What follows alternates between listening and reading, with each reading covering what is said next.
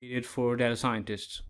So far, we have seen NumPy array as the most efficient and most powerful tool for data scientists. We have seen that it is not flexible as compared to lists, but it is quite efficient in terms of memory optimization. It does not store redundant info. It has a fixed data type, and it has wonderful functions which you can use to manipulate data. So let's look into NumPy arrays in a much deeper way. We're going to see the basics of NumPy array and NumPy array manipulation. So the things we're going to learn in this particular section is that we're going to learn about the attributes of arrays. We're going to learn about indexing of arrays. We're going to learn about slicing of arrays.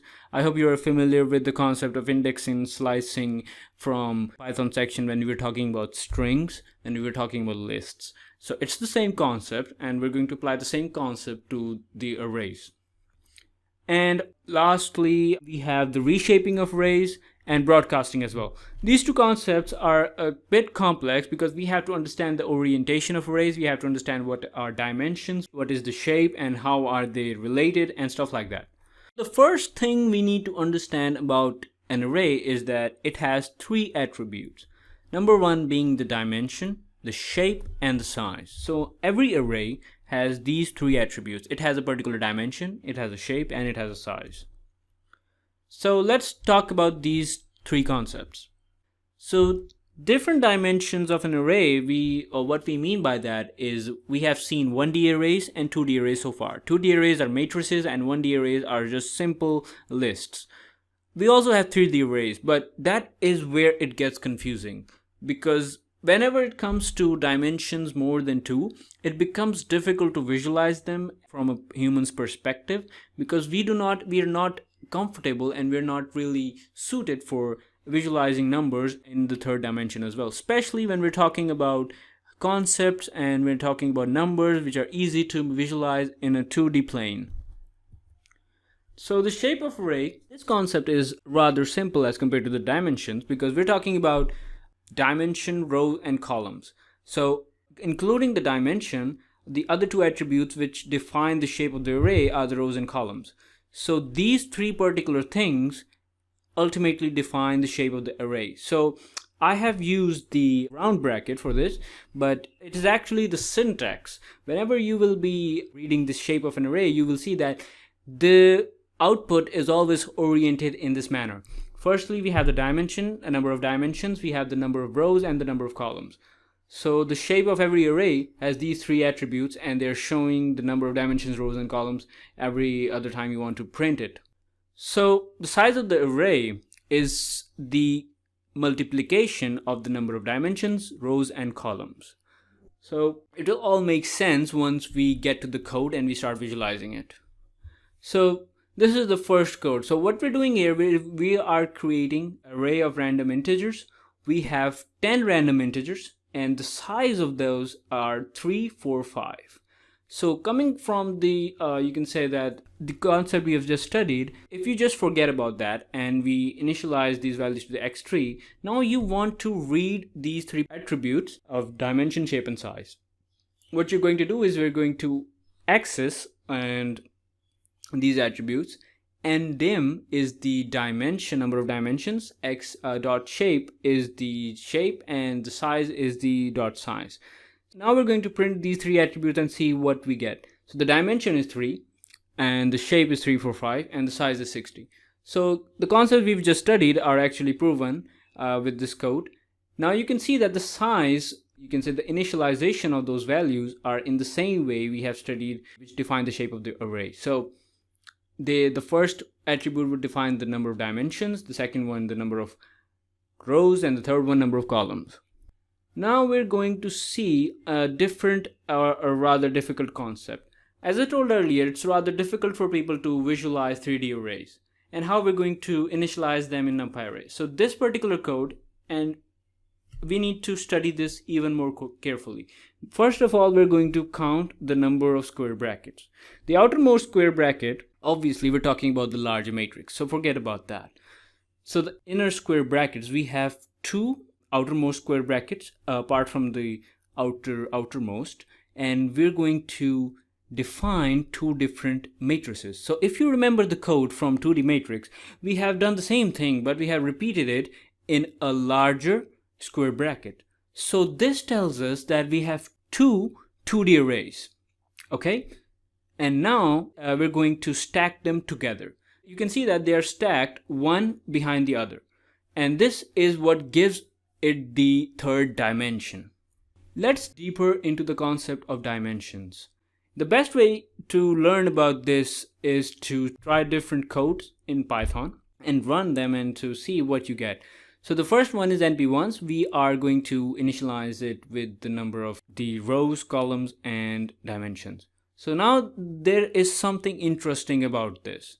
You can see it's quite obvious, and you should question yourself over here, is that the first value is not the dimension as we have seen before. And now this is something we need to understand about different functions. This function we saw earlier is the random rand int. And when we were initializing the dimensions, shape, and size, we used the size attribute and equated it with those values. Over here, we're not doing either of that. So I would highly recommend that you go on the collaboratory notebook and you try this out. You try what different values there are and why is this different. Although these are correct, there's nothing wrong with the syntax over here and nothing wrong with the syntax we saw earlier. But in order to dive deeper into the syntax, you should try it out. That is the best way to learn. But over here, we're going to talk about dimensions, rows, and columns. We're talking about the third dimension, I mean the 3D. When we're talking about 3D dimensions, you can say that it is oriented into both the 2D or the 4D. You can say that the 4 rows or 3 column matrices are stacked together, and the number of them is stacked together would be the number of dimensions. So if we have 2 dimensions, we would say that we have 4 rows and 3 columns, and there are 2 of them, which means that we are going to stack them together. The same goes with the other 2 functions as well, these np0s and np.random.random. But now the question is, why do we need such orientation of arrays? It's in what particular concept or in what application do you need these types of arrays? It's simple, we need them in images. So in images, we have 3 channels, the red, blue, and green, and these 3 channels combine to form different colors. So we are talking about 3 channels, which means that these are 3 dimensions. Previously we saw 2 dimensions, and now we have 3 dimensions, which means that we have 3 of these channels, and each of them will have number of rows and columns, and we're going to stack them together, representing 3 different arrays with different values which are associated with them, the red, blue, and green channel. And we call them the RGB images, as you might have heard before. Okay, so let's move on to another concept of array indexing. We have seen this concept before, and we know that the overall concept of indexing is the ability to access different values of an array. As we access different values of a list, they are associated in a sequence, and that sequence has different numbers to every position in that array. So there are going to be simple indexing, there is negative indexing, and there is 2D indexing. So let's talk about simple indexing. It is a simple array which will have starting position from 0 to the ending position, which is the -1 size of the total array. So it's quite simple. We start from 0 and we go to the very end, and in order to access any value, we're going to use square brackets, and we're going to use integer numbers to access those values. So the negative indexing is a rather difficult concept because you need to imagine that every negative number starts with the ending array. So in order to understand it more easily is that if the first index value is 0, so the value before that should be the ending value of that array, and it should be -1. So in order to visualize it, if x1 0 is 5, so x1 -1, which should be the number before 5, is wrapped around the last value. So the 9, which is the last value, is also the number before 5. So if you can visualize and understand that, negative indexing is nothing but simple indexing. So we're just going to use the wraparound function, and we're going to see the -1, and we're going to see that it lies before 5, which starts from 0, and we're going to move on to -2, which is 7, -3, 3, and -4, and so on. So this becomes rather easy, but mostly you won't be in practice. It's not very common to use this because it gets rather confusing. So people keep it simple and use simple indexing and rather not go to negative indexing. So let's talk about 2D indexing. In 2D indexing, we have rows and columns, and every row will start from 0, and to the end of column we will call it, let's say in this particular case it will be 0, 1, 2, 3. If you want to access the first value, which is the value of the first row and the first column, we will use 0, 0. And in order to move across these in different columns, we're going to increment the value followed by the comma, and we're going to increment those values, and we're going to see that this is going to enable us to read different index values. So it's rather simple. It is just how we are going to use different values. So the first value should be 0, 0, that should be 3, and the last one should be 2, 3.